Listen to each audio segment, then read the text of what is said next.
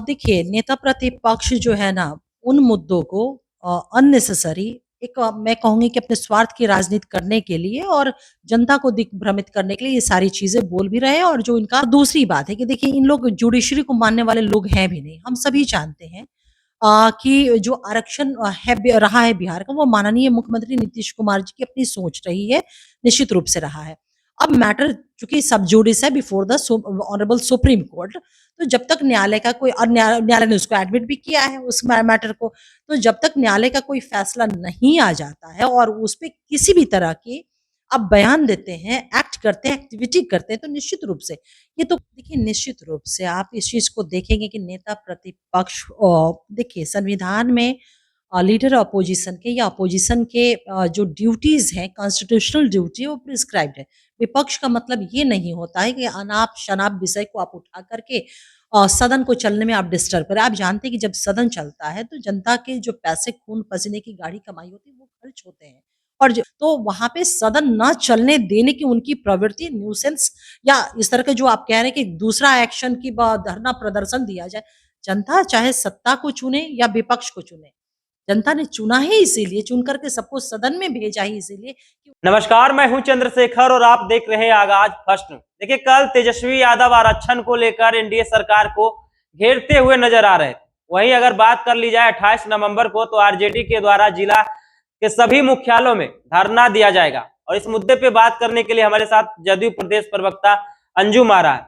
कैसे देखते हैं आरक्षण को लेकर कल तेजस्वी यादव एनडीए सरकार को घेरते आ रहे थे और कल जो है जिला के सभी मुख्यालयों पे धरना देने वाले हैं। देखिए नेता प्रतिपक्ष जो है ना, उन मुद्दों को अननेसेसरी मैं कहूँगी कि अपने स्वार्थ की राजनीति करने के लिए और जनता को दिग्भ्रमित करने के लिए ये सारी चीज़ें बोल भी रहे हैं और जो इनका आगे की है धरना और प्रदर्शन को लेकर के वो सारी चीज़ें हैं।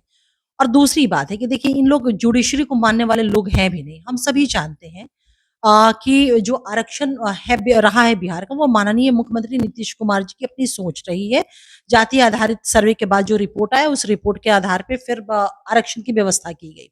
कैबिनेट से अप्रूवल हुआ, फिर एनडीए की सरकार उस वक़्त हमारी थी। फिर जब ये कानून बना तो भी एनडीए की सरकार ही हमारी रही है, बीच में इनका सहयोग निश्चित रूप से रहा है। अब मैटर चूँकि सब जुडिस है before the honourable supreme court, तो जब तक न्यायालय का कोई और न्यायालय ने उसको एडमिट भी किया है उस मैटर को, तो जब तक न्यायालय का कोई फैसला नहीं आ जाता है और उस पे किसी भी तरह की आप बयान देते हैं, एक्ट करते हैं, एक्टिविटी करते हैं, तो निश्चित रूप से ये तो कहा जाएगा कि आप स्वार्थ की राजनीति कर रहे हैं, जनता को दिग्भ्रमित करने का काम कर रहे हैं। मैटर अभी तो ऑनरेबल सुप्रीम कोर्ट में है। आरक्षण जो हमारा कानून है, वो सुप्रीम कोर्ट में उसको सुप्रीम कोर्ट ने खत्म किया, हाई कोर्ट ने खत्म किया। हम लोग अपील में गए और बहुत जल्दी हम लोग सुप्रीम कोर्ट में गए बिना किसी डिले किए हुए। तो हमारी सरकार की, हमारे माननीय मुख्यमंत्री नीतीश कुमार जी की आरक्षण कानून जो रहा है उसको लेकर के मंशा क्या है, ऑनरेबल हाई कोर्ट के वर्डिक्ट के बाद, फैसले के बाद आपने देखा होगा बिना कोई विलंब किए हमारी सरकार अपील में चली गई है। तो मैटर बिफोर द बेंच है, निर्णय होना है। तो मुझे लगता है कि निर्णय के पहले इस तरह का जो वो बयान दे रहे हैं ना, जनता को दिग्भ्रमित करने का और अपने स्वार्थ सिद्धि के लिए कर रहे हैं और जिससे कि बिहार की जनता इन सारी बातों से तो अवगत है ही। एक तरफ जहां सत्र चल रहे हैं, दूसरी तरफ आरजेडी के द्वारा जो धरना दी जाएगी। पहले जो है स्मार्ट मीटर को लेकर जिला के सभी मुख्यालयों में धरना दिए थे और अब एक तरफ शीतकालीन सत्र चल रहा है, दूसरी तरफ धरना देंगे। क्या प्रभाव देखते हैं? देखिए निश्चित रूप से आप इस चीज़ को देखेंगे कि नेता प्रतिपक्ष देखिए संविधान में लीडर अपोजिशन के या अपोजिशन के जो ड्यूटीज़ हैं, कॉन्स्टिट्यूशनल ड्यूटी वो प्रिस्क्राइब्ड है। विपक्ष का मतलब ये नहीं होता है कि अनाप-शनाप विषय को आप उठा कर के सदन को चलने में आप डिस्टर्ब करें। आप जानते हैं कि जब सदन चलता है तो जनता के जो पैसे खून-पसीने की गाढ़ी कमाई होती है वो खर्च होते हैं। और सदन चलता है इसीलिए, संविधान में व्यवस्था इसीलिए की गई कि जो जनता के इश्यूज़ हैं, उन इश्यूज़ पे एक सार्थक वहाँ पे विमर्श, सार्थक डिस्कशन हो सके और एक वहाँ से एक निर्णय और एक पॉलिसी बन सके। लेकिन आप देखेंगे कि हमेशा मोस्ट ऑफ देम आप देखेंगे कि जब सदन चल रहा होता है, तो नेता प्रतिपक्ष या तो सदन में मौजूद रहते नहीं, कभी विदेश भ्रमण करते हैं, सदन से लापता रहेंगे और जब रहेंगे, तो वहाँ पे सदन ना चलने देने की उनकी प्रवृत्ति न्यूसेंस या इस तरह के जो आप कह रहे हैं कि दूसरा एक्शन की धरना प्रदर्शन दिया जाए। जनता चाहे सत्ता को चुने या विपक्ष को चुने। जनता ने चुना है इसीलिए, चुन करके सबको सदन में भेजा ही इसीलिए कि उनके मुद्दों पर सार्थक विमर्श हो जब सेशन चल रहा है। लेकिन नेता प्रतिपक्ष हमेशा देखेंगे कि इस जो स्पिरिट है संविधान का कि वो बहस हो सके उसे वो डिविएट करते हैं और हमेशा जब-जब सेशन चलता है वो उनकी कोशिश रहती है कि डिस्टर्ब किया जाए। अनाप-शनाप मुद्दों की अगर आप बात किए हैं अभी, स्मार्ट मीटर हो, चाहे जमीन सर्वे हो या तो फिर आरक्षण को लेकर तेजस्वी यादव अक्सर आवाज उठाते आ रहे हैं और आपके सहयोगी हैं, चिराग पासवान के सांसद हैं राजेश वर्मा, वो कहते हुए नजर आ रहे थे कि स्मार्ट मीटर में निश्चित रूप से कमियां हैं और इसको हम मतलब कोशिश करेंगे कि विधानसभा चुनाव से पहले जो है हल कर। देखिए, नेता प्रतिपक्ष अगर स्मार्ट मीटर की आप बात कर रहे हैं ना, तो आपको भी याद होगा या जानकारी इस बात की निश्चित रूप से होगी, मुझे विश्वास है कि स्मार्ट मीटर जब सरकार में महागठबंधन में थे और उनकी भी वो भी थे as a deputy chief minister of Bihar, तो उस समय जब निर्णय हुआ था, उस टाइम स्मार्ट मीटर का इंस्टॉलेशन हो रहा था, उस समय स्मार्ट मीटर लगे थे, तब तो उन्होंने एक शब्द नहीं बोला था। तो जब आप सरकार में हैं, हमारे साथ सत्ता का सुख ले रहे हैं, तब तो सभी चीज़ें बहुत अच्छी हैं। जब आप विपक्ष में चले गए, तो अब वो वही निर्णय जो आपने भी बैठ कर के मंत्रिमंडल में लिया हुआ था, साथ में सहमति आपकी थी और वहाँ पे अब आप विरोध करें, तो आपका विरोध या स्वीकार जो है सत्ता में रहने और न रहने के ऊपर इनके ऊपर डिपेंड करता है।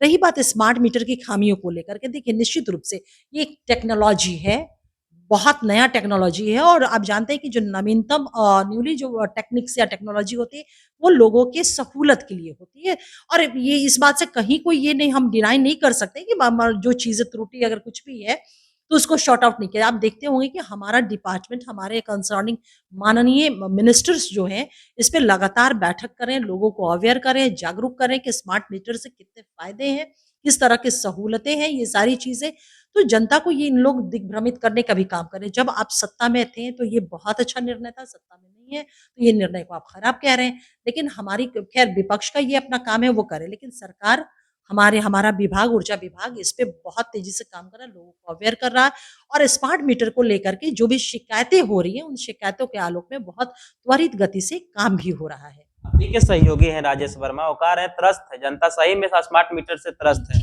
अब नहीं, ट्रस्ट नहीं है, अब आप ये नहीं कह सकते। आप देखिए ना भई मतलब बिहार के अलावा दूसरे भी स्टेट हैं। आप केरल जैसे राज्य में चले जाइए, वहाँ पे जाके देख लीजिए 100% स्मार्ट मीटर है। और भी स्टेट हैं जहाँ पे 100% स्मार्ट मीटर लगे हैं। तो आप ये नहीं कह सकते, ये निश्चित रूप से मैं कहूँगी कि ये एक टेक्नोलॉजी है नवीनतम। अगर कुछ त्रुटि है तो इसके जितने भी एक्सपर्ट हैं या हमारा डिपार्टमेंट है, कंसर्निंग हमारे मिनिस्टर हैं, अथॉरिटी ये सारी उन त्रुटियों को देखने का काम करें, जो शिकायतें प्राप्त हो रही है आवाम से। बहुत बहुत धन्यवाद मैम। ये थे अंजुम आरा, इन्होंने जिस प्रकार से नेता प्रतिपक्ष तेजस्वी यादव आरक्षण को लेकर कल विधानसभा में मुद्दा उठाते आ रहे थे और कल जो है राष्ट्रीय जनता दल के द्वारा जिला के सभी मुख्यालयों में जो है आरक्षण को लेकर धरना दिया जाएगा। इससे पहले भी स्मार्ट मीटर को लेकर राजद के द्वारा धरना दिया गया था। शीतकालीन सत्र चल रहा है, ऐसे में क्या प्रभाव डालती है राजद का यह धरना, देखने वाली बात रहेगी। लेकिन इस प्रकार के वीडियो से लगातार अपडेट कराते रहेंगे। आप देखते रहिए आगाज फर्स्ट न्यूज और अपनी प्रतिक्रिया देना ना भूलें। धन्यवाद।